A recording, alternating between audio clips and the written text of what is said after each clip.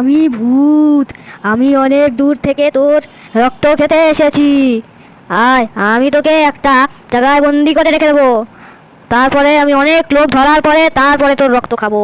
হ্যাঁ হ্যাঁ হ্যাঁ, ভূত আমাকে এখানে ফাঁসিয়ে দিয়েছে। কেউ আমাকে বাঁচাও, আমি এখান থেকে কিভাবে বেরাবো? চিন্তা করো না বালক, আমি যিশু। আমি তোমাকে বাঁচাতে এসেছি। তুমি একদম চিন্তা করবে না, আমি ওই দুষ্টু রাক্ষসের থেকে তোমায় মুক্তি দেব। বালক, আমি বুঝতে পারছি ওই ভূতটা এখানেই কোথাও আছে।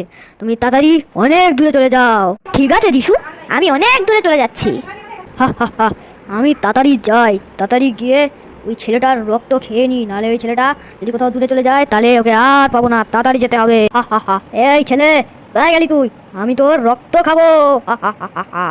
এই ভূত, এখান থেকে চলে যা, নালে তোর জন্য ভালো হবে না, আমি বলছি। হা হা হা, তুই আমার কি করে নিবি?